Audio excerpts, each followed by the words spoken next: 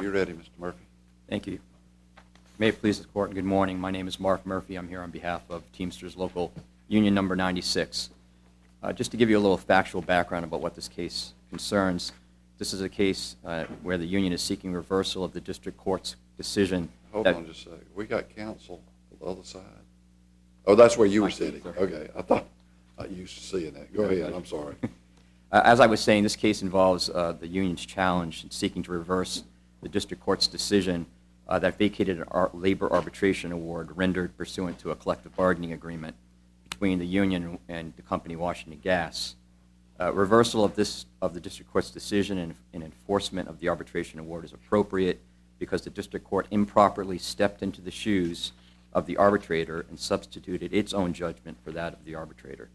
Now, the parties, as part of their contract, collective bargaining agreement, agreed and bargained for an arbitrator to resolve disputes over the interpretation of their collective bargaining agreement. Specifically, the contract provided that the arbitrator with broad authority to interpret and apply provisions of the labor contract. That's precisely what this arbitrator did here, and the district court should not have disturbed the arbitration award. Now, there's no dispute, the law is very clear, that judicial review of a labor arbitration is, as this court has explained, extremely narrow. In fact, it's amongst the narrowest known to the law. The court's role in reviewing arbitration awards is simply to determine only whether the arbitrator did his job, not whether he did it well, not whether he did it correctly or reasonably, but simply whether he did it. So if the court, district court in this case, disagreed with that arbitration award, that's not enough. He needed to determine that the arbitrator abandoned his job of interpreting and applying the contract. And thus, as the Supreme Court has explained in Garvey, if an arbitrator is arguably construing or applying the contract, then his decision should not be disturbed. An arbitration award must not be disturbed regardless of whether the reviewing court believes the arbitrator committed a serious error or if his award was improvident or even silly. And as the union explained in its brief, because the district court far exceeded its role in reviewing the arbitration award here, it conducted what we essentially argue is a de novo review of the arbitration award. The court's decision should be reversed and the case should be remanded with instructions to enforce the arbitration award. Now, the particular facts of this case are not complicated. This case involves the arbitrator's interpretation of a contractual provision with respect to removal of an arbitrator from the party's permanent panel. The contract states as follows. During the term of the contract, either party may, for any reason, strike up to 2 arbitrators from the panel of arbitrators.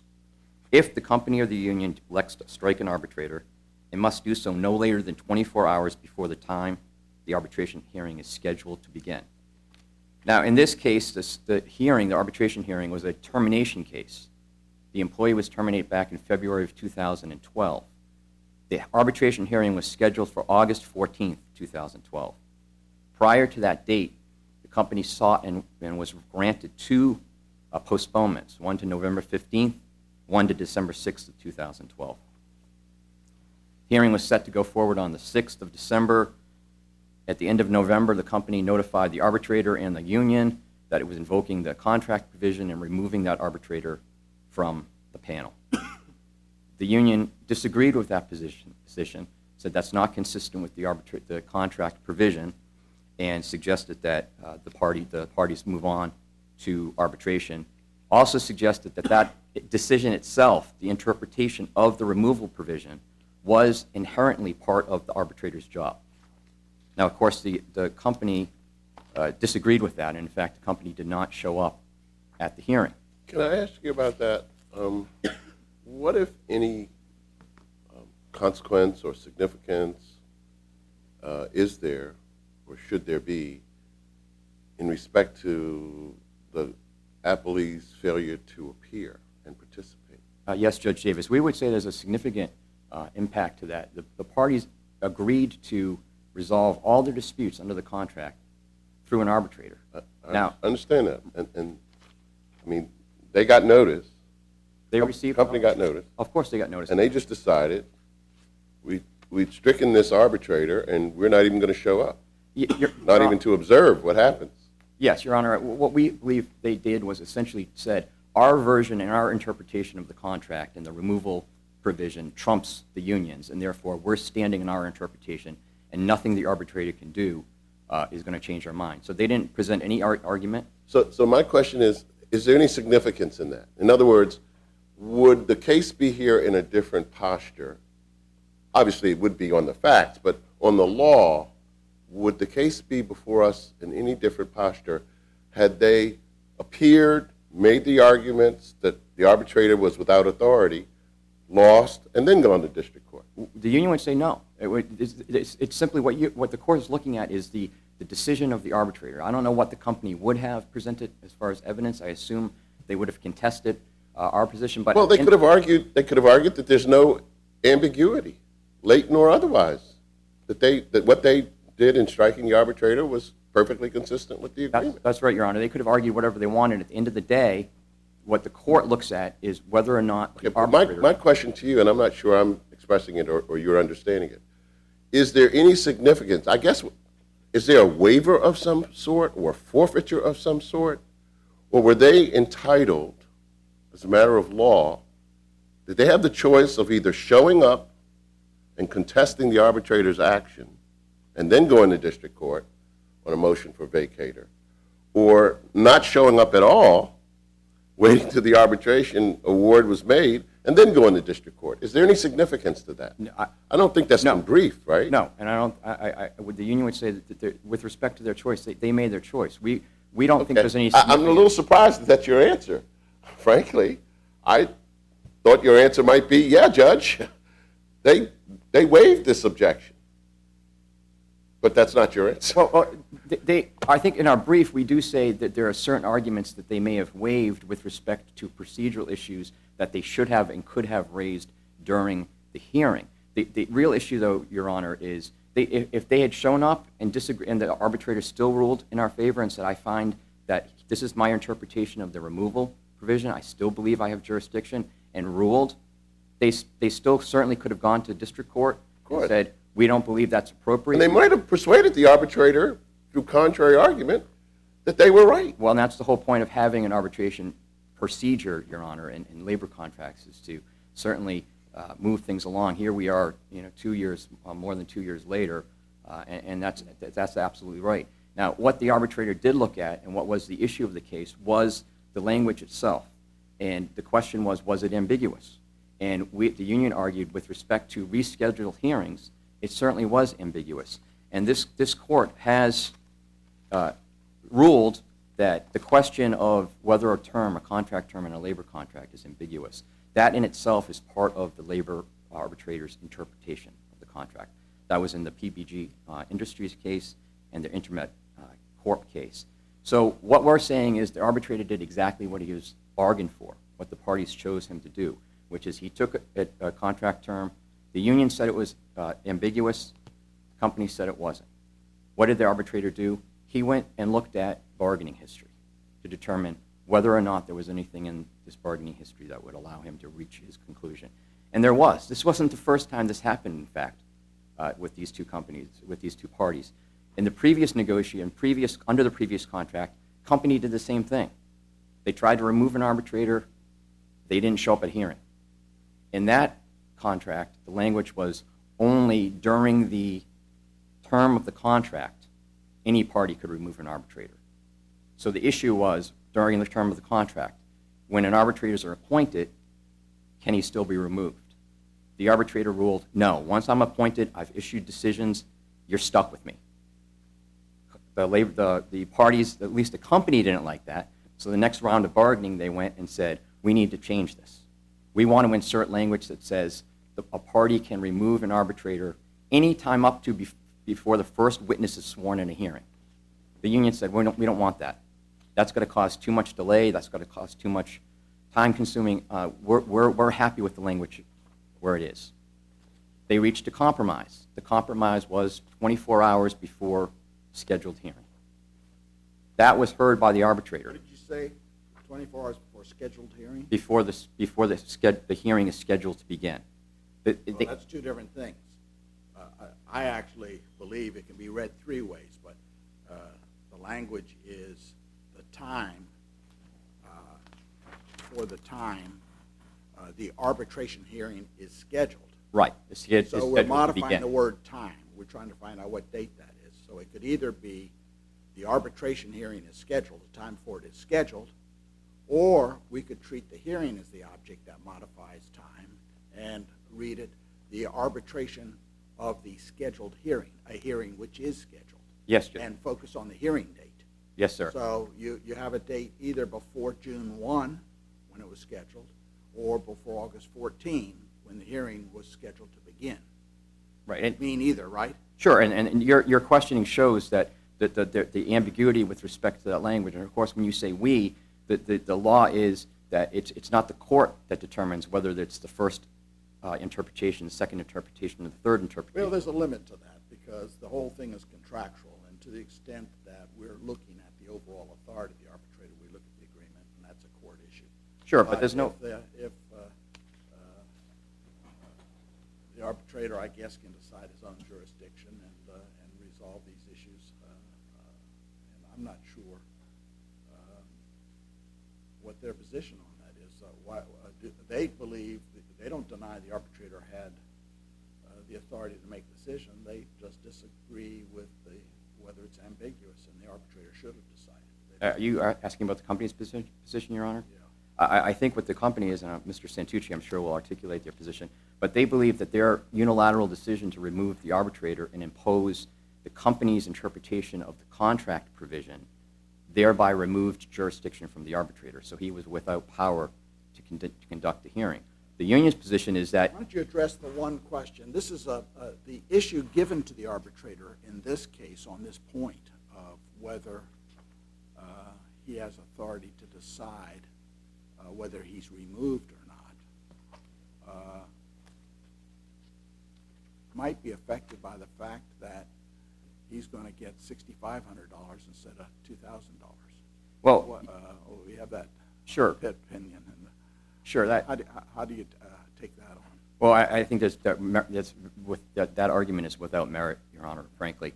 The record really is that there was a $2,000 cancellation fee. Right. There was a $6,000 or so Right. fee that was split by the parties. So really, he was paid almost as much as he would have if he conducted the whole hearing. And the fact of the matter is, the only case that the company cites to with respect to that is an arbitrator that was being removed from a permanent panel, and that was a lucrative position. This arbitrator, he's gone. This is the last case he's heard. So it's not an issue of him earning money going forward. So your argument is that there's not enough money to affect bias. It's de minimis. And you're just one point is that the real issue here is the district court's decision. And what happened with the district court is the district court was very, very opposed to what happened in this case because they read the contract language. In fact, what Judge O'Grady did was he sat as the arbitrator. He took off his judicial robes and he said, I'm going to be the arbitrator in this case, and I'm looking at this and I don't see any ambiguity here. And therefore he said the arbitrator got it wrong. And he indicated to the union when the union suggested ambiguity is part of interpretations for the arbitrator, even if he gets it wrong, even if you disagree with him. He simply said that's not the law. Well, we would submit, the union would submit that that is the law, that part of bargaining for an arbitrator is that's who you get to decide your cases. We're not going to win every case. The union's not going to prevail in every case. The company's not going to prevail. But that is, under federal labor law, that is the preferred and method of resolving disputes.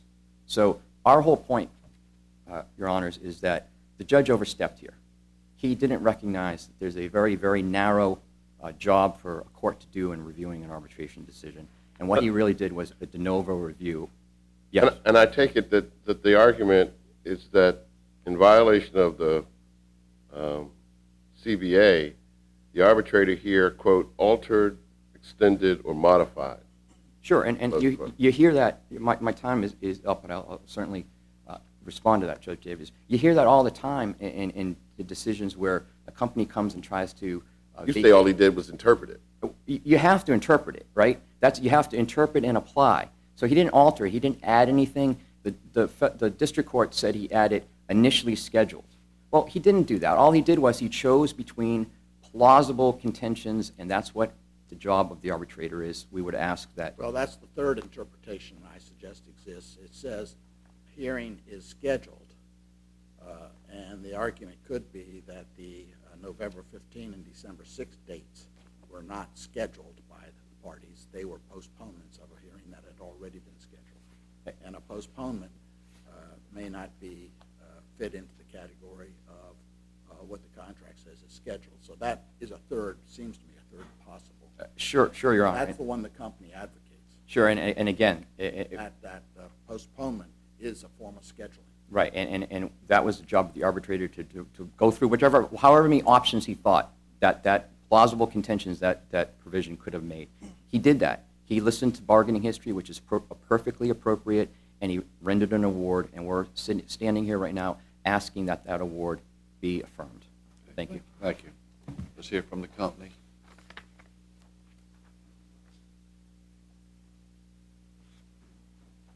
Good morning, Your Honors.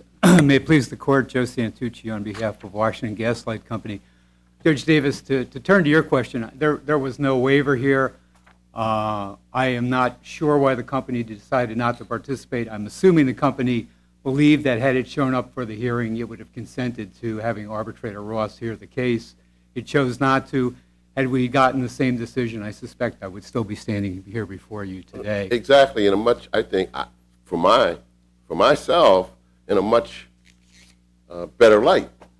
Because, in fact, you might well have persuaded the arbitrator, had you participated, that he was wrong. And you wouldn't be here at all. And that might all be true, Your Honor, but the fact remains the arbitrator did go ahead and issue a decision. So apart from the other legal issues, why should a court indulge? You see where I'm going. I mean, Sure. you see exactly what I'm saying. Well, it's a little Just more as a like- matter, Yeah, I think just as a matter of judicial administration, should if a party didn't show up before a district court, I suppose on a matter of law we'd still have jurisdiction when they appealed. Anyway, go ahead. Well, I don't want goes to to take Judge up. Niemeyer's point earlier. We are not saying that this matter was not arbitrable. I mean, this matter is arbitrable. It shouldn't have been arbitrated by Arbitrator Ross. I mean, that's obviously our position, that he had no authority to hear that case. But the fact remains that we're dealing with a contractual issue here, and regardless of whether our client had shown up at that hearing. Let's get to the crux of that. If it's ambiguous,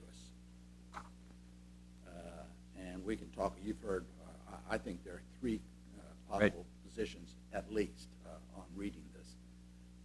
But if it is ambiguous and he decides that the best reading of this ambiguous clause is that notice has to be given before June 1.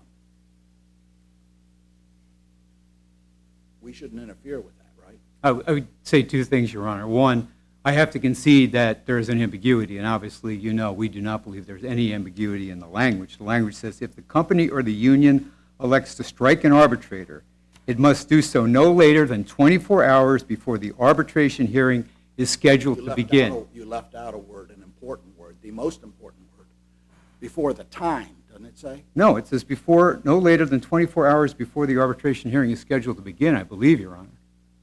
Oh, okay. That's a lot different than what I have.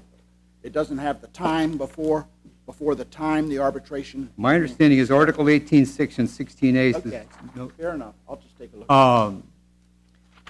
And I think, Your Honor, if you look at this case. Do you think the controlling word is hearing, or do you think the controlling word is scheduled? I think Judge O'Grady got it exactly right. Well, I Is understand. scheduled. Is scheduled. Is scheduled. Well, if it's scheduled, it was scheduled on June 1. Well, Your Honor, one thing this court said in. I thought your position was before the hearing date. Well, I'm saying before the hearing is, before the arbitration hearing date is scheduled to begin. What Judge O'Grady said, you have to insert the words initially scheduled. No. Let's leave that aside. That's a different issue. I'll take that up with you, too. But I'm Sure. trying to find out whether the date that we're looking at is the date it is scheduled, the scheduling, or the date of the hearing. The date of the hearing. JA page 134 reads the way Judge Niemeyer says it reads. The words "the time." 24 hours before the time the arbitration. Now, but our position is that the actual hearing date Well, now, is. if it is the time, that's pretty key, because time is a date. And it says the time, and now it's modified by the clause, the arbitration hearing is scheduled. Now, it seems to me the arbitration hearing is scheduled on the date June 1. You could read it another way. I think it's a little more strained. Before the time the arbitration hearing, and read scheduled as modifying hearing, a scheduled arbitration hearing. But it doesn't quite say that. It says Right. the date it is scheduled. Now, then you get the third problem is whether a postponement, after it is scheduled, whether a postponement amounts to this type of arbitration hearing being scheduled. And I'm not sure a postponement is the scheduling of the hearing. It's just changing the date.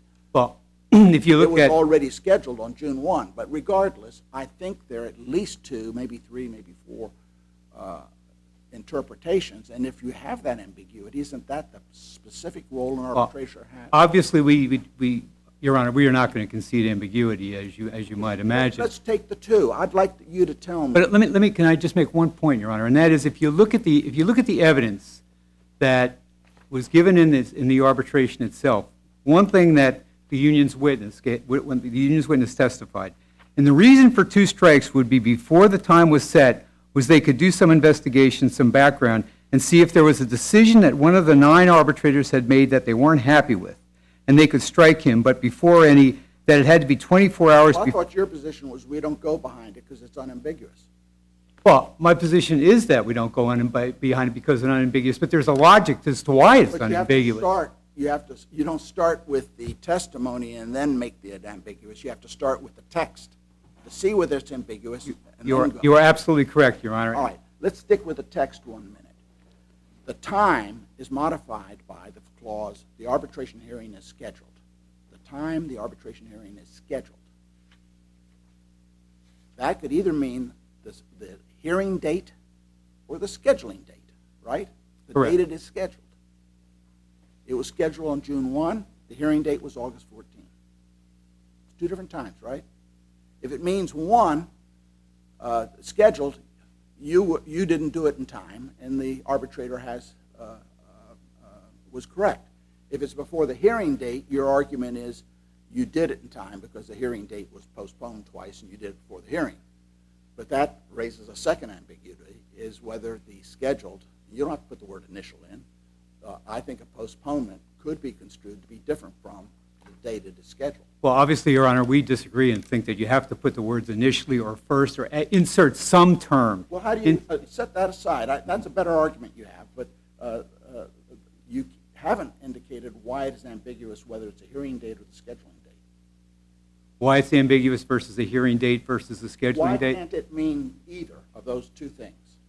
The date that it was scheduled or the date of the hearing? Because we think, Your Honor, because of the parties, if you look at what normally happens. Only the text. Only the text, but if you look at what the text actually says, when the hearing is scheduled to begin, the hearing can begin on any number of dates. And if you look at the language that was closed off, But if the key language, modifying language, is the verb, is scheduled, the time the arbitration hearing is scheduled to begin, it was scheduled on June 1.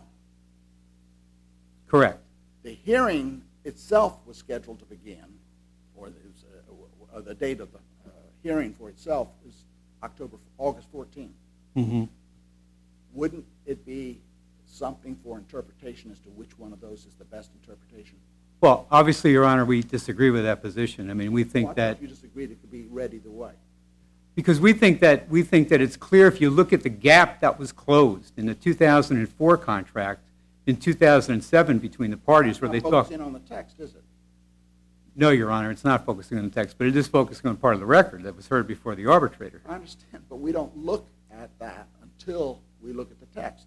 Correct. If the text proves an ambiguity, now you're going to look at the other stuff and decide whether the arbitrator came up with a reasonable decision. Correct. And And obviously, we submit that he did not. I understand that.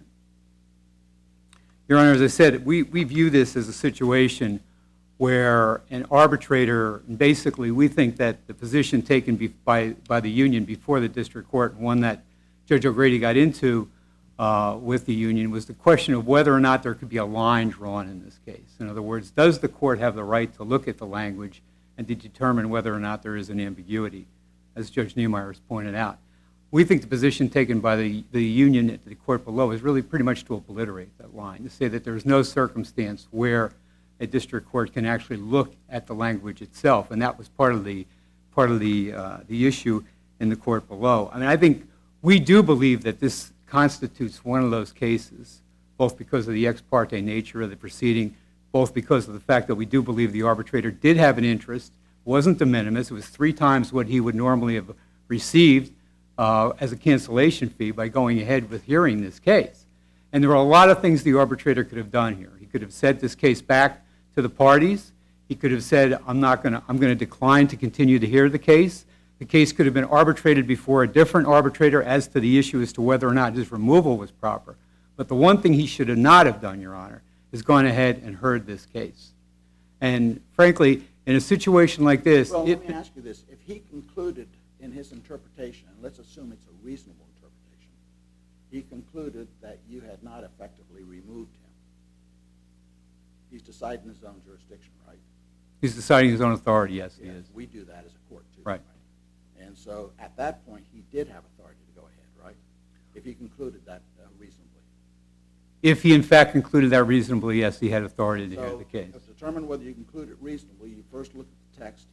If it's ambiguous, then you give him the opportunity to look at the external evidence to see whether it supports, has some support Right. for his position. And if so, we leave him alone, don't we?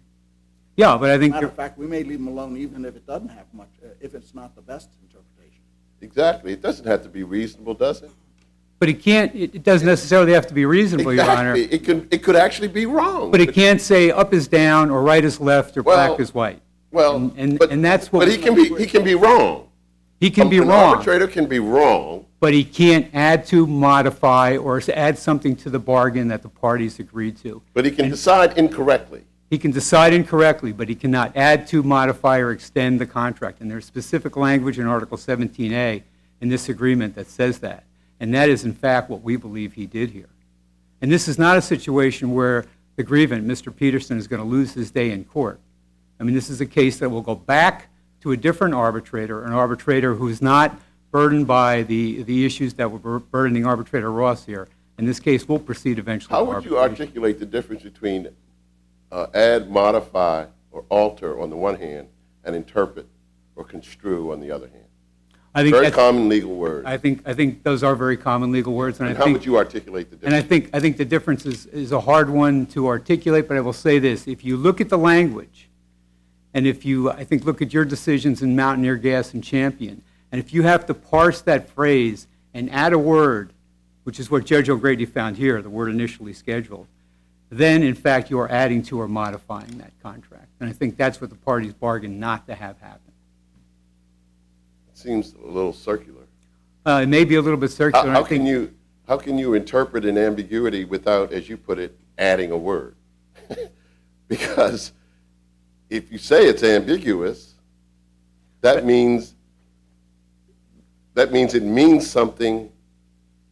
It means two things, and so you have to clarify to identify which is the preferred or the most reasonable or the most sensible reason. And you do that by adding a word or two. Correct, Your Honor, but I think what an arbitrator is not free to do is to declare an ambiguity and then foreclose any review by a federal district court. And I think that is one of the things that But what if there is an ambiguity? well, that is obviously something for the district court to decide, and the district court decided here that there was no ambiguity. But you've just gone along with me to say I could read it at least 2 ways. There's another problem. No, I don't think you can read it necessarily 2 ways, Your Honor. I'm at the Maybe view. You can read June 1st, the time that the hearing is scheduled. I think you can read this case I think you can read this language only one way, Your Honor, that when the hearing was scheduled to begin, and I say that in part because of looking at the arbitrator's decision and the testimony of It the... was scheduled to begin on August 14, right? Let's say the parties show up and a witness calls in and said, I've just contracted pneumonia. I can't make it. The arbitrator says, well, let's postpone it until November. And there was And the question is the November date the date it's scheduled to begin, or was August 14 the date, in my hypothetical? so then, excuse me, Your Honor, the November date's the rescheduled date? Yes. November date, That's a postponement, right? It was scheduled to begin on August 14. correct. But You don't need the word initially to conclude that the November date is just a postponement. It's not the date the hearing was scheduled to begin. But we would submit that that was what the party's intent was in this case, Your Honor. And we say that because of what if you look at You the, can't tell that from the text.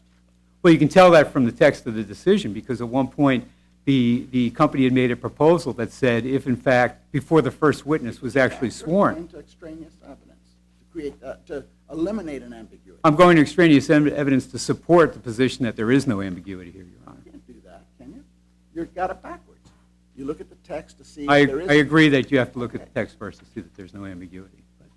And basically, as I said, our position is that when you get to the text in this case, that in fact, obviously, we respectfully disagree with you that there is no ambiguity in this case, and that the court was not free. The court was free to in this case, look at the language. I think there was a discussion below as to whether or not the court even had the opportunity to look at the language in the first instance to determine if, in fact, there was an ambiguity.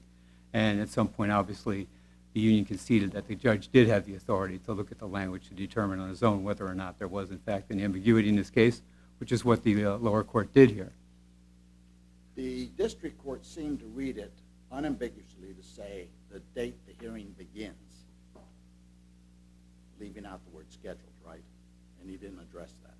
He did believe that the same position I'm espousing to you, Your Honor, that the date the hearing begins was the critical date. So he disagreed with the arbitrator, correct? On the interpretation of the CBA. He found he thought the language was unambiguous. Right. And so what we are reviewing, de novo, is whether the district court went too far in granting you relief on the basis of the district court's different interpretation of the CBA. Would you agree with that? I would agree with that. And I would also say that I think the district court judge was obviously entitled to look at the language and make that determination. Otherwise, there is no review. Well, but you were seeking vacator of an arbitral award, right? Correct. And we've got a million cases out there that say it's the most deferential standard of review.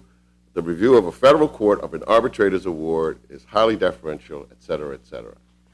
And you're saying what? Well, I'm saying, Your Honor, that if the you take a district look court at here granted appropriate deference and came within that very narrow band of issues that permits a federal court to vacate an arbitral award. Yes, and I would say that you're correct that obviously it is a very narrow standard of review, and I would say that there are a number of cases, including by this court. But I would say to you that if you look at PPG Industries or Keffer versus HK Porter or Intermet and put them on one side and look at your decisions in Champion International Products or Mountaineer Gas, that this case is much more akin or falls into that limited category of Mountaineer Gas and Champion as opposed to the other cases. But if Judge Niemeyer is right, that there's an ambiguity in the CBA, you absolutely lose here, don't you? If there is, in fact, an ambiguity that has to be resolved, if it doesn't fall into, I think, in the Warrior and Gulf case, Your Honor, one of the first cases of the Steelworkers Trilogy, the Supreme Court said basically you have three types of contract provisions. You have those types of provisions that are automatically applicable, that really don't take any guidance or extraneous evidence to interpret. You have a second category that provide more or less specific standards that require reason and judgment, and that's where an arbitrator comes in. And then the third category where basically the parties have almost kind of kicked the can down the road, where they basically, as the court said, some do little more than leave problems to future consideration. Obviously, where there's a gap that an arbitrator has to step in and fill. We think this case obviously falls into the first category, where there is no ambiguity, where there was no gap to fill, and where the arbitrator wasn't... And if you're right on that, the arbitrator didn't have jurisdiction and then violated the basic terms of the contract. Correct. He's not a legitimate arbitrator. Correct. And if, in fact, I'm incorrect and there is an ambiguity, then we fall into the second or third category. Yes, Your Honor. there's nothing further from the court. Thank you. Okay, thank you. Mr. Murphy, reply. Thank you. I'll just make a couple of points. First, Mr. Santucci suggested that the union conceded at the district court in front of Judge O'Grady that the court was the appropriate body to determine ambiguity. We didn't concede that. We, in fact, argued exactly the opposite. Of course, the court can look at the contract language, But if the court concluded that the language was unambiguous and the arbitrator just declared it ambiguous, then you go to the essence of the contract under Champion, and the whole power of the arbitrator to do that is based on a misreading of the contract. which Your Honor, he can do. He can do You're it, right. He right, can. okay. There is a mis. I mean, Yeah. that's what we said. If he gets it wrong, he's entitled to get it wrong. Parties agreed not to have their But the cases. district court, if it goes to the arbitrator's jurisdiction and the arbitrator says, oh, I find an ambiguity, therefore I have power, it seems to me the district court can correct that by looking at the text and say it's not ambiguous. It doesn't give him power.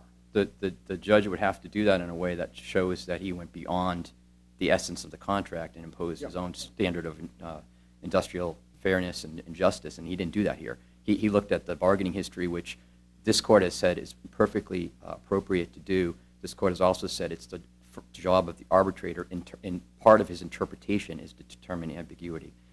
The second point is, this is just a practical point. Mr. Peterson is the grievant here. He's been out of work since 2012 in February. Mr. Santucci said he'll have his day in court. Okay. Well, he's been out of work now for over 2 years, and If he succeeds, he'll get back pay, won't he? the award was full back pay and reinstatement less a 14-day suspension. So, we're all sitting here and standing here, but this man has been out of work for 2 years. The other point that the court should be aware of, in the PBG case and the Intermet Corp case, which we rely on in our briefs, those two cases had to do with, the PBG case had to do with the definition of actively employed and bonuses, and if employees that were on strike were actively employed. And similarly in Intermet, the issue was vacation benefits and whether or not earned vacation benefits were entitled to employees when a company went bankrupt. And in both of those cases, that wasn't addressed in the contract language, so it was silent. So the arbitrator had to go and look at extrinsic evidence, in this case mostly bargaining history. That's exactly what happened here. On the face of the contract, you cannot tell what was meant by the parties. It was silent. It didn't say scheduled or rescheduled. The language was ambiguous, and that's exactly what PBGC and Intermet Corp say. Once that happens, it's the job of the arbitrator to figure out what the intent of the parties is. That's his job.